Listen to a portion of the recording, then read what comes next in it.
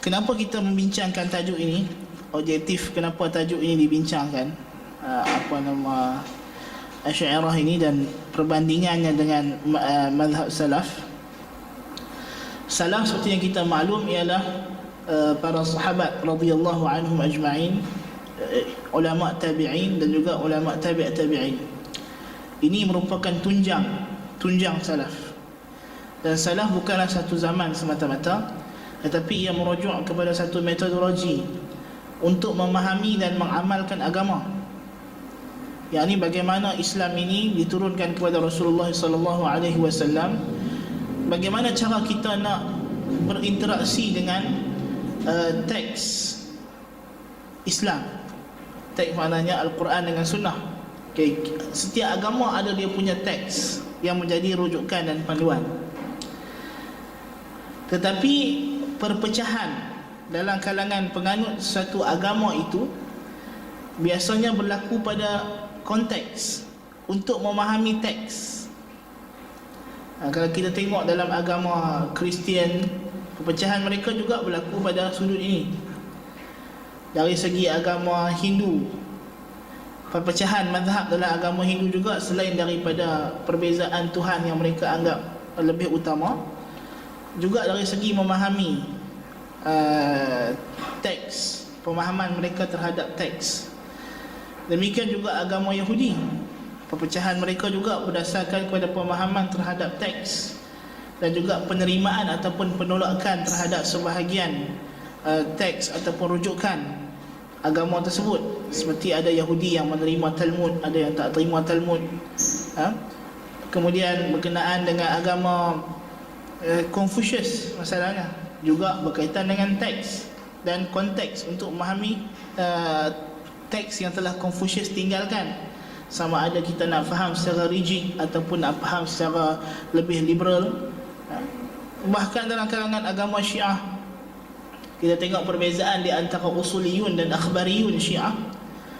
Di antara mereka yang berpendapat cukup dengan nas imam tanpa berhajat kepada ijtihad, ataupun golongan usuliyun yang tadi akhbariyun, ataupun golongan usuliyun yang berpendapat perlunya kepada ijtihad seperti Khomeini dan kelompok-kelompok dia.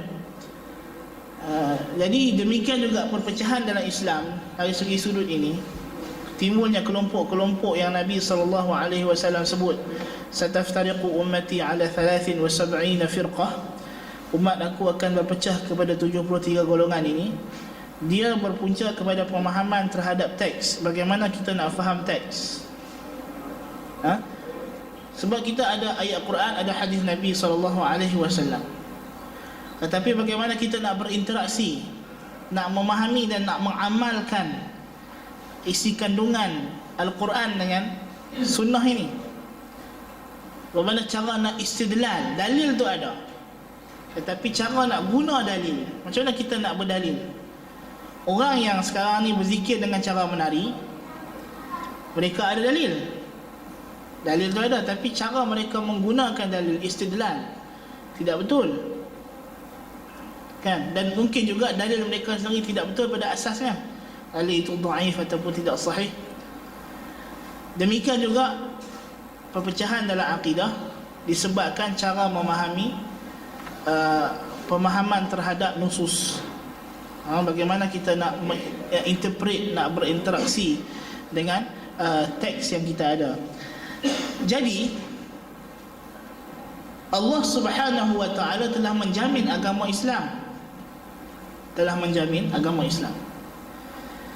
Bagaimana kita nak pastikan mana satu konteks ataupun pemahaman ataupun interaksi yang benar terhadap nusus, terhadap teks? Jadi kita merujuk kepada perpecahan yang berlaku pada agama samawi yang lain, seperti agama Kristian yang terdekat. Punca rosaknya agama Kristian ialah apabila mereka meninggalkan pemahaman ataupun cara interaksi dengan teks yang ada.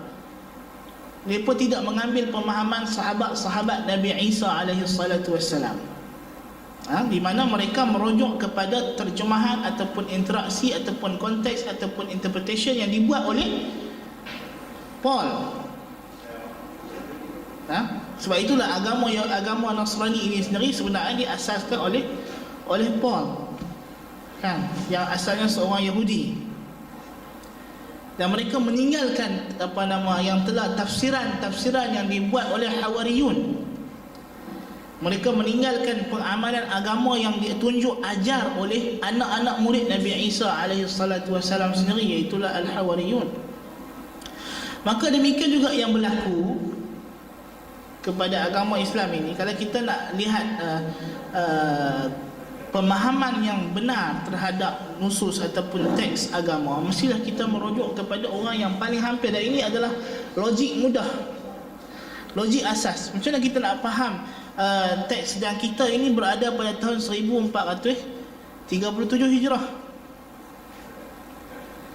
Bagaimana kita nak faham ayat ni turun berkenaan dengan apa? Maka kita perlu merujuk kepada kefahaman orang yang menyaksikan peristiwa, ataupun orang yang berguru secara langsung kepada insan yang Allah Ta'ala telah turunkan kepada dia wahyu, itu Rasulullah SAW.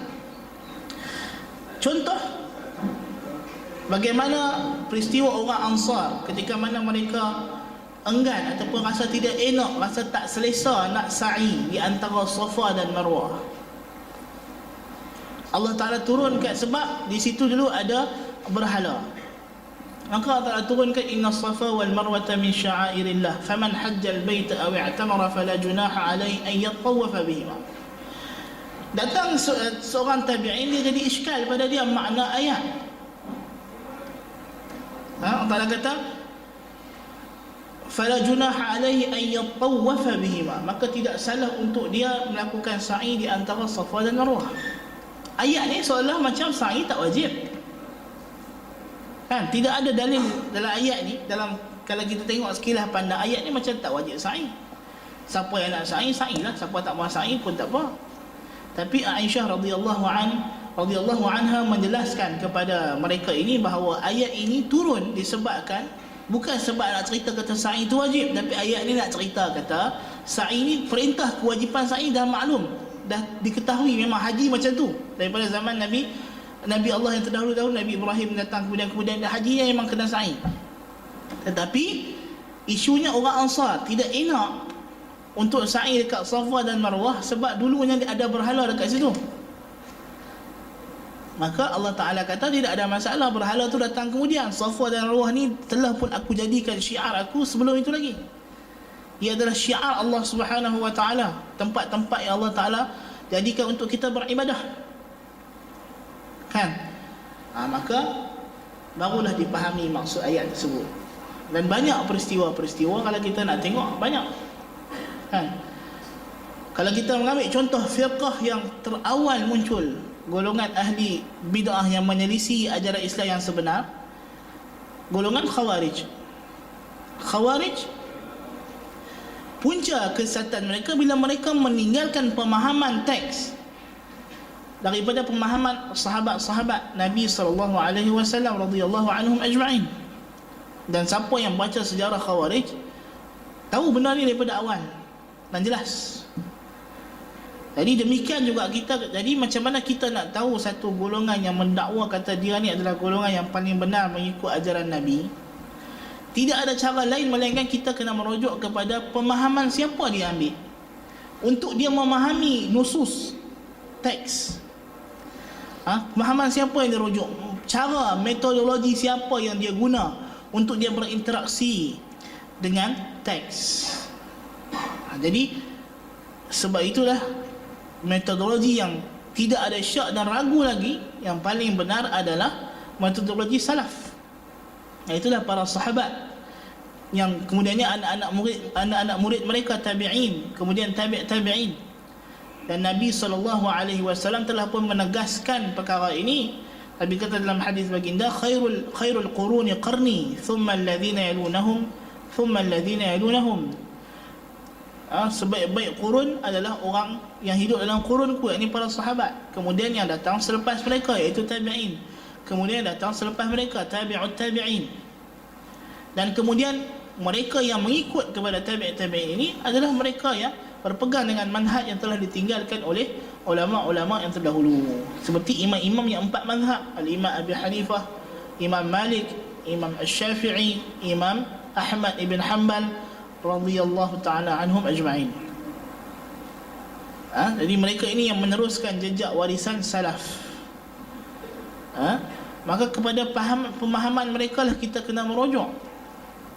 Dan ulama salaf telah meninggalkan